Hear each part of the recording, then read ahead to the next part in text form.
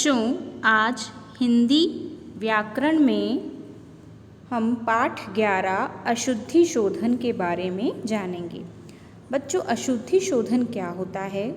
मैंने आपको कल बताया था, अशुद्धि यानी गलतियाँ, शोधन यानी उन्हें दूर करना, करेक्शन करना, गलतियों को सही करना, है ना, वो होता है अशुद्धि शोधन।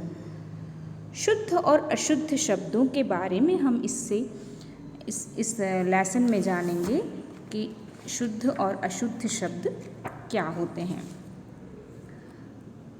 भाषा के उच्चारण, मात्राओं के प्रयोग और लेखन में कुछ गलतियां हो जाती है।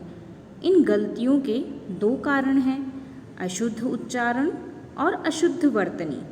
कि हम बहुत सी बार हम भाषा का उच्चारण करते हैं, गलत शब्द बोलते हैं और मात्राओं का प्रयोग भी गलत करते हैं। लिखने में भी हमसे गलती हो जाती है। तो ये गलतियाँ क्यों होती है बच्चों?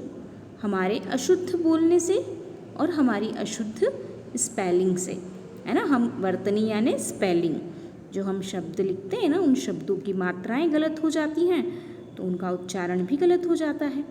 तो इस तरह अशुद्ध शब्द बन जाता है। तो अशुद्ध उच्चारण और अशुद्ध वर्तनी पर ध्यान देकर हम भाषा को शुद्ध रूप से बोल और लिख सकते हैं।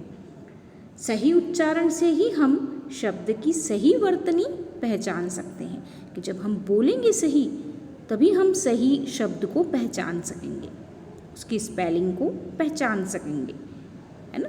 इसीलिए हमें उच्चारण भी सही करना है, बोलना भी सही है और लिखना भी सही है। सही बोलेंगे तो सही सुनेंगे तो सही लिखेंगे। कुछ अशुद्ध एवं शुद्ध शब्द। अशुद्ध शब्द जैसे मिठाई, चालाक, परीक्षा, बीमारी, तिथि। शुद्ध क्या होगा? इसमें बड़ी की मात्रा है ना अशुद्ध में, तो शुद्ध क्या होगा? छोटी की मात्रा इसमें लगती, मिठाई होता है ना। अगर हम मिठाई बोलेंगे तो बड़ी की मात्रा सुनाई दे रही है ना। अगर हम मिठाई बोलेंगे तो वो छोटी की मात्रा है। चालाक, चालाक नहीं होता है, चालाक। परीक्षा, बीमारी, तिथि।